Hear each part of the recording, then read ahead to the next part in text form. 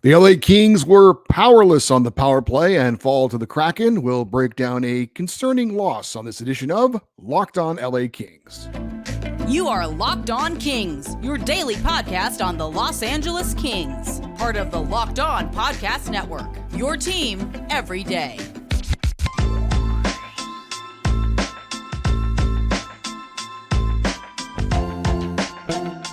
Hey, Kings fans, welcome to Locked On LA Kings, part of the Locked On Podcast Network, your team every day. Thanks for making Locked On LA Kings your first listen every day. We are free and available wherever you get your podcasts. We would love for you to leave us a positive comment on Apple Podcasts if you're a fan of the show.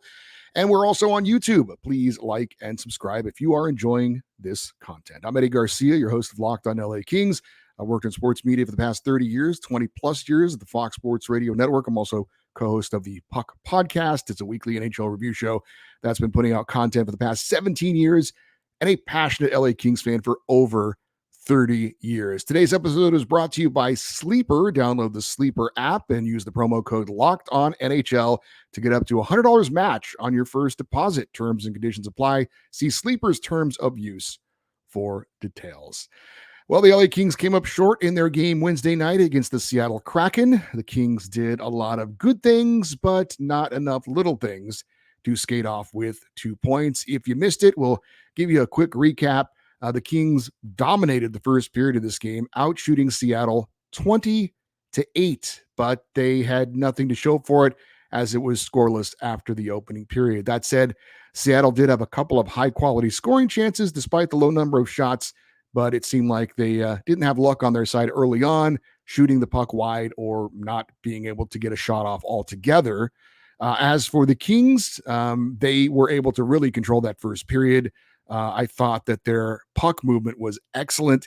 In particular, the Kopitar line, Byfield, Kempe, Kopitar, really moving it around. Quentin Byfield nearly had a highlight reel assist, between the legs pass from behind the net out in front of Kopitar, who unfortunately could not get the shot off. King's best chance came late in that opening period, a 2-on-1. Alex Laferriere making a pass over to defenseman Matt Roy, who jumped up in the rush, but his shot goes off the crossbar. Second period, the Kings were still good, but it was a bit more of an even period.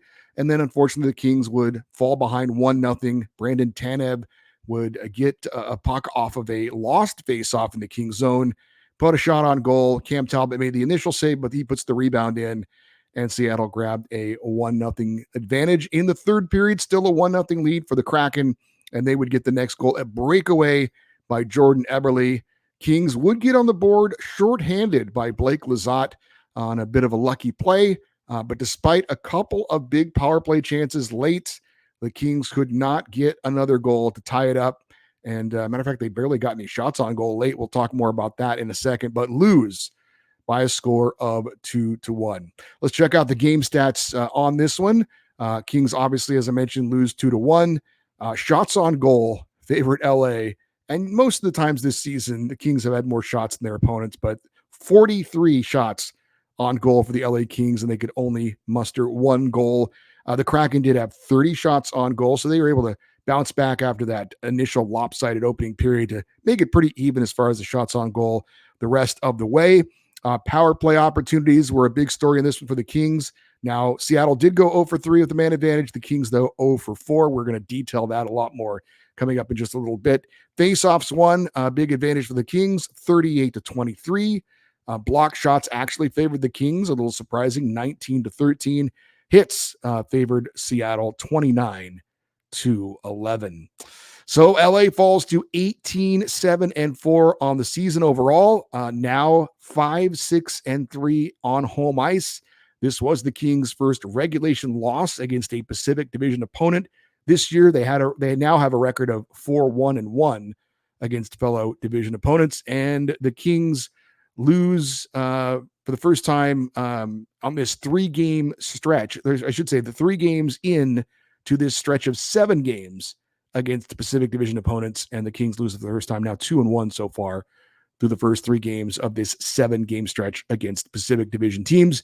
The Kings dropped to 5-2-3 when playing back-to-back games this season. They're 4-0-1 in the first half, the first game of the back-to-back, and now 1-2-2 in the second half, in the second game of the back-to-back. As for playing a road game followed by a home game the next night, Kings are 4-1-2 in those situations. The loss to the Kraken, actually the Kings' first regulation loss in that situation where they played a road game the night before and then came back home and played a home game. We talked about this on the show on Tuesday. The keys to victory for the LA Kings, actually was the Wednesday show, previewing the game against the Kraken. The keys to victory for the Kings. Talked about playing a connected game. I thought they did that for the most part, especially in that first period. We talked about a strong start and getting the early lead. Obviously, that did not happen. The Kings never led in the game. They did get the strong start, but it didn't result in them getting on the scoreboard. And the Kings have been a much better team when playing with the lead this season. That was not the case. They were kind of chasing after they fell behind 1-0 a bit. And then the third key to victory was keep the power play hot. And that definitely did not happen. And we will talk more about that in more detail in just a second. So did the Kings play a terrible game? No. It wasn't like they didn't show up. They did. Did they get beat by a better team? No. I mean, give credit to the Kraken. I thought they were opportunistic. They capitalized on their chances. Late in the game, they definitely outworked the Kings to hold on to that 1-goal lead, but the Kings did not lose to a better team. Was playing the back-to-back games a legitimate excuse for why the Kings came up short? Talked about the numbers a moment ago. No, I don't believe it was. The Kings did not look like a worn-out team that was playing on back-to-back nights against a rested team. Matter of fact, the Kings had their legs in this one. They were skating. They were out skating Seattle the bulk of the game, I thought. And I mean, maybe it showed up a little bit late in the third period, but I'm not even sure that was the case as well. So no, not a legitimate excuse that the Kings were playing the second of back-to-back nights. Did the Kings get beat by a hot goalie?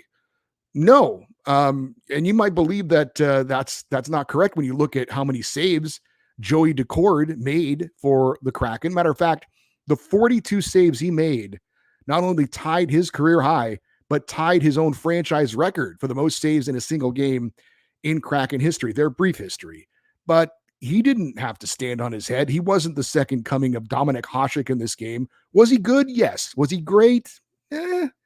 Was he otherworldly? No, he wasn't. He didn't have to be. The Kings didn't have a lot of high quality shots. They had a lot of shots, but not a lot of high quality shots. Could you just chalk this loss up to it being one of those games, right? Every game, every season, I should say, your team's going to have a handful of these types of games where you outplay the other team, you get a lot of shots on goal, and you just come up short. So maybe you could chalk it into that category. But the thing that continues to concern me about the Kings is when they play low-scoring, tight games, those games where you got to get a greasy goal late in the game, that's not really what they do well. And why is that a concern? Well, when we talk about the big picture with the Kings, it's not being a good regular season team because they are. It's not being a playoff team because they're going to make the playoffs. It's about what? Winning a playoff series. And when you get in a series, talent certainly is a big factor. Health is a big factor, but you also have to, at times, grind out a win. Get a hard-fought win. Find a way to score a late goal. Get the puck on net. Crash the net. Kings didn't do that in this game. Now, they had power play opportunities. Again, we're going to talk a lot more about that in a second. But when you're talking about teams that win Stanley Cups, when you're talking about teams that win playoff games, there are going to be times when they're going to have to find a way to get a big goal late in a tight game, and it's not what the Kings do well. To me. Now, maybe I need to do a little bit of a deeper dive on this and find out kind of what the stats are on the season, but just what we saw last night with the Kings, if you watch the game, if you're watching this on Thursday, the Wednesday game, again, it's a little bit concerning because there's going to be times, like I said, the Kings, they've got the talent, they can make the skill plays, and when they jump out to a lead, they're great at holding on to the lead. Obviously, they're an outstanding defensive team, but late in the game when they need a goal, especially a power play goal, I'm not seeing it at this point for the Kings. So that, to me, is concerning when you're looking at the big picture. I don't want to make too much out of this loss that it is.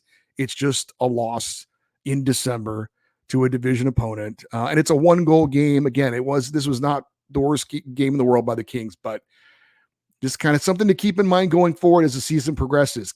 Can the Kings, when they really need a goal late and the other team is blocking shots and making it difficult for them, can they find a way to get one of those greasy goals, one of those hard-fought goals, one of those go to the net, crash the net kind of goals? So far, I don't know that I'm seeing that from the Kings, so a little bit of concern to me as far as that goes, because, again, that's the kind of thing you need to have happen for you in the positive once you get to playoff hockey time. All right, so as we do after every game, we're going to talk about what we liked and what we didn't like about the Kings' performance. We'll do that next here on Locked On LA Kings, your team every day.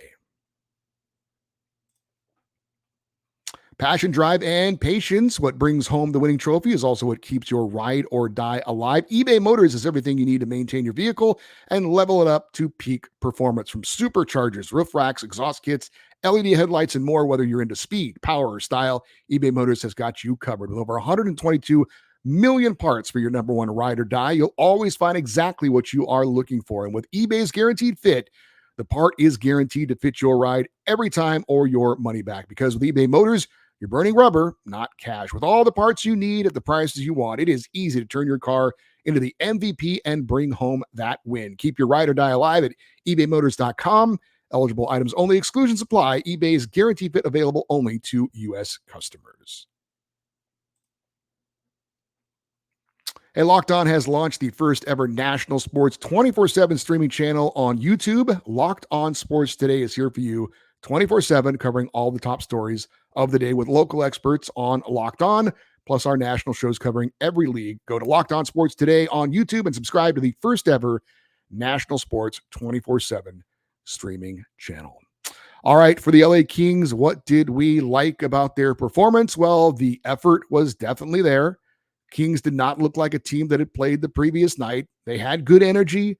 Again, the back-to-back nights thing did not show up. If you didn't know they had played the night before and you just watched that game, you wouldn't think they had played a game the previous night, certainly not a road game as well. So the effort certainly there. The Kings absolutely showed up to compete in this game. The 43 shots on goal, obviously you like that. Most of the time you get 43 shots on goal, you're going to get more than one goal. And for the Kings, if they can score 3 goals or more, they're going to win on most of those nights because of their goaltending and their defense. So definitely the Kings had a shot mentality in this one, which is good. And usually that does result in more goals scored. It didn't, unfortunately, in the game against the Kraken. What do we like from some of the individual players for the LA Kings? I thought Cam Talbot was good enough. You give up 2 goals in a game in the NHL, and you've given your team a good chance to win. When you look at the 2 goals that he allowed, one of them was on a lost faceoff in the Kings zone. Actually, I should correct myself. The Kings actually won the faceoff. P.L. Dubois won it to Arthur Kaliev, and he deflected it over to defenseman Jordan Spence. Unfortunately, it was kind of a quick bang-bang deflection. It got into Jordan's feet. He couldn't track it down, and by the time he was able to figure out where it was, Brandon Tanev had jumped on the puck, got a shot on goal. Talbot makes the first save, but then the rebound goes in. So that's not a soft goal. That's Cam Talbot's defense needs to be better in that situation. That was certainly a little bit unfortunate. Give credit to Brandon Tanev for being a puck hawk in that situation. And then the breakaway goal from Jordan Eberle. We'll talk how that happened, and we point out one of the individuals for the Kings in the things we didn't like. But again, a breakaway from a good player, that's not a soft goal. Cam Talbot did his job. He was good enough to win that game for the LA Kings. We should not take for granted the hustle of Blake Lizotte. We've come to expect that from Blake, but he was the reason the Kings had a goal, and it was his hustle. Now, he was in the right place at the right time, but that's part of hustle. That's part of puck luck. You make your own luck by being in the right place, by getting down into the other zone and putting a little bit of pressure. If you didn't see the goal, Joey Daccord, the Seattle netminder, went behind the net, passed it around the boards. This was the Kings killing a penalty, by the way. Now the puck went off of the defenseman and shot out right towards the net, and Blake Lizotte was there, gets it, and he throws it in immediately past the diving goaltender. So a hustle play, Blake Lizotte being in the right place at the right time to get that shorthanded goal for the LA Kings. So let's not take that hustle from Blake Lizotte for granted. I thought Adrian Kempe had a really good defensive game, and I love how he has become a great all-around player. We know he can score. We know he's got the talent to put the puck in the net, but he has turned into a really solid defensive player. A lot of effort from him. He takes pride in his defensive game. I wonder if that maybe is the result of him playing with Andrei Kopitar so much. And that's rubbed off on him being a good two-way player, not just being a great offensive player, but playing good defense well. There were a couple of specific times in the game against Seattle where Kempe back-checked hard and broke up a scoring chance for Seattle. So love the great two-way game, the great two-way player that Adrian Kempe has turned himself into. As far as what we didn't like, let's get into it. The power play. The power play.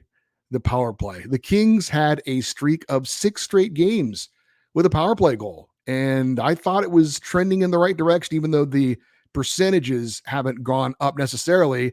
At least we were seeing some production out of the power play where we're getting some goals from the power play. Now, I already told you they were 0 for 4 with the man advantage. But what you probably don't know if you didn't see the game was that the power play late in the game was unbelievably horrible. And it's what makes this more disappointing is that it was such a strength for the Kings last season, and it is not this season. Now, I don't know that it's been a weakness. I don't know that I would go so far, but it's been just mediocre. And that's a problem. It was certainly a problem in this game. So, all right, late in the game, if you didn't see it, Carl Grundstrom draws a tripping penalty with about 7 minutes to go. Kings are down 2-1. Big opportunity. No shots on goal on the power play. 2:52 to go in this game. Kevin Fiala draws a high sticking penalty, and the Kings pull the goalie. They've got a 6-on-4 advantage for the rest of the game. Well, 6-on-4 for 2 minutes, and then for the rest of the game, 6-on-5. But no shots on goal. No shots on goal with a 6-on-4 advantage, down a goal with 2:52 to go. And look, yes, you have to give some credit to the Kraken. They blocked some shots. They were very aggressive on the penalty kill. They did not give any of the Kings time to kind of take that extra second to look and find an open man. They had to make decisions quickly. It was a lot of throwing it around the boards, getting up to the point, but there was nothing going on towards the net. So we talked about all the shots on goal for the Kings. Consider this. 10 minutes to go in the game. The Kings had 42 shots on goal. They finished the game with 43 shots on goal. How do you have 42 shots on goal for the first 50 minutes of a game and one in the final 10 minutes with 2 power plays? And one of them you had a 2-man advantage because you pulled the goalie. That's not getting it done in a ridiculous kind of way. Let's hear let's read, because we're not going to hear from him. If you're watching on the YouTube channel, you can see this, but I will give you the quote from head coach Todd McClellan afterwards, talking about the Kings offense and in particular the power play. He said, if I was going to sum up tonight and we're going to talk about offense, I go right to the power play. Flat out on the power play. We had 7 minutes and we get 2 shots on goal. Actually, I thought it was 1. Our entries early in the game were poor. We finally fixed that. And when we got into the zone, we were shooting pucks into people. I thought we were moving like turtles on it, and we're thinking rather than playing. Yeah, I mean, one thing I've noticed about the Kings on their power play is that when they're having issues with it, I've always said this before, and I'm no expert on this, but it just go back to basics. Forget about, setting up a play or trying to make that perfect one-time pass. Get the puck to the point, shoot the puck on net, and crash the net. I know that the other team's looking to block those shots and not make it easy for you, but you're a professional player. You're a very talented professional player. You tell me you can't get a couple of shots through on the net and then just have, 2-3 guys crash the net looking for a rebound. And again, Joey Daccord played a good game. He didn't give up a ton of big rebound chances, but the Kings weren't even getting shots on him for an opportunity at getting a rebound. So again, I would like to see the Kings go a little bit more to basics when they're having some issues with the power play. Doesn't mean you have to do that to start the game, but late in the game, when you're down a goal and you just there's nothing more distressing to a team trying to kill a power play than you just putting the puck on net. And then there's a scramble for it, and then good things can happen. But that never happened in the game, at the end of the game for the Kings. It was bad. It was as bad as it can get for a NHL team on a power play. As far as individually for the Kings, and I do want to mention before we get to that, the home ice advantage thing is still an issue. 5, 6, and 4 on home ice. Of the 12 teams in the NHL that are currently holding down the top 3 spots in each of their divisions. So the automatic teams that will get into a playoff by being in first, second, or third in the division. The Kings by far have the worst home record of any of those teams. It's not even close. All those other teams have at least decent home records, and the Kings don't. So Todd McClellan talked about taking their road game home. I thought they kind of did that for the most part in this game. I didn't think that they got stuck out on the ice because the other team was out skating them, other than one issue with a line change. I thought the line changes were fine. It wasn't like they were in pieces, as Todd McClellan has described their play, where 2 guys get on the ice, 1 guy doesn't, that kind of thing. I didn't see that last night, and yet still losing at home. I did want to mention, I thought Mikey Anderson had a tough game, and he's usually very reliable, but it was not his night. And it started on the first shift when he slipped, and it led to a 2-on-1. Now the Kraken didn't score on it, but that's kind of how the night went for Mikey. He let Jordan Eberle get behind him for the breakaway goal. He got called for a too many men on the ice penalty when he should have gone for a change, and he didn't. And he left his fellow defenseman, I think it was Andreas Englund, kind of out to dry when he came on the ice because he thought Mikey was coming off, and he should have went off, and he didn't. So tough game for Mikey Anderson. Rare to see. He's normally extremely reliable, but that was not one of Mikey Anderson's better games against the Kraken. So the Kings are ready to move on. They've got Calgary coming up on Saturday, and hopefully we'll see a better result than we saw on Wednesday night. We've got some news on the Kings potentially having a uniform change, and also the future of the Kings on television. We'll do that here next on Locked On LA Kings, your team every day. Andrei Kopitar scores a hat trick and the LA Kings win the Stanley Cup. That sounds great, right? Well, you know what else sounds great? You winning 100 times your money by playing daily fantasy hockey with the Sleeper app. As the official daily fantasy app of the Locked On NHL Network, Sleeper is our top choice for daily fantasy sports, especially daily fantasy hockey. Sleeper lets you pick more or less based on goals, assists, points, saves, and more. And Sleeper offers, again, 100 times payout, 100 times. And although we also love the NHL, you can also bet on other things than just hockey. You've got the NFL regular season winding down and the playoffs coming up. College football bowl games are going on, and the NBA is in full swing as well. It's a great time to get in on all the amazing sports action, make the right picks, and you could win big. Use the promo code LOCKEDONNHL, and you'll get up to $100 match on your first deposit. Terms and conditions apply. That's Locked On NHL. See Sleeper's terms of use for details. The LA Kings back in action coming up on Saturday, 7 p.m. Pacific time against the Calgary Flames. Catch every moment of the hometown broadcast of the LA Kings on Sirius XM on the SXM app. Just search LA Kings. I did want to mention the Ontario Reign also played a game on Wednesday, and unfortunately, like the Kings, they did not get a victory. They fell 5-2 against the Abbotsford Canucks. Martin Chromiak and Samuel Foggy-Mo had goals. Eric Bartillo took the loss. He allowed 4 goals on 42 shots. These two teams are going to be playing again on Thursday night on the road. Apparently, I did see an article that you might be interested in. If you've watched or listened to this show for a while, you know that I'm a big fan of hockey jerseys, maybe a little bit more than the average fan, although judging by all the jerseys I see at Kings games, maybe not. So I've ranted and lamented before about how I would love to see the Kings change their uniform. If you haven't heard me talk about that, I'd love to see them go back to the crown logo on their home and road uniforms. I know there's the nostalgia surrounding their current uniform because we won 2 Stanley Cups wearing those uniforms, but I've always said the black and white thing is just so dull and uninteresting. I would love to see them incorporate some purple or forum blue and gold in some way in the uniforms.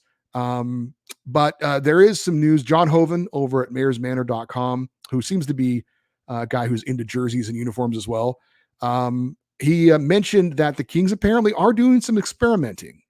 And he has, if you want to go over to mayorsmanor.com and check it out, there's also he has some photos of some players on the ice. I guess the Kings were testing out some designs, some different style of font, I guess you would call it, with the numbers, seeing how they look on TV, that kind of thing. I guess that all plays into the idea of making some changes. But apparently he's of the opinion that the Kings may have a logo change, but not the crown logo, which I am looking for, but the old Chevy logo, so to speak, the logo that was incorporated when Wayne Gretzky joined the LA Kings, the logo that they've used with their alternate jerseys with the chrome helmets that have been pretty popular. So apparently there's a push to maybe go back to that logo as their primary logo.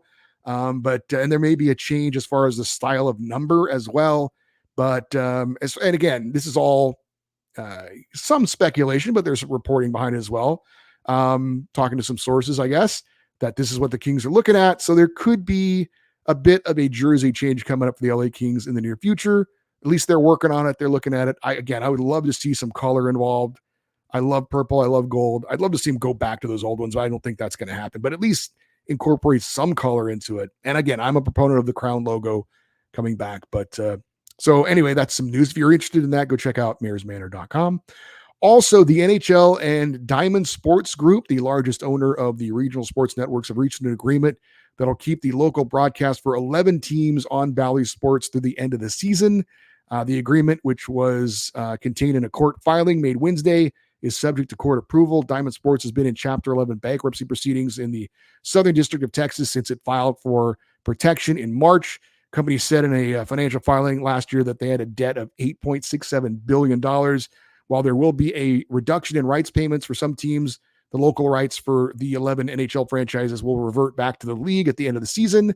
The NHL teams that are currently on Bally's, as you know, LA, Anaheim, Carolina, Columbus, Dallas, Detroit, Florida, Minnesota, Nashville, St. Louis, and Tampa Bay.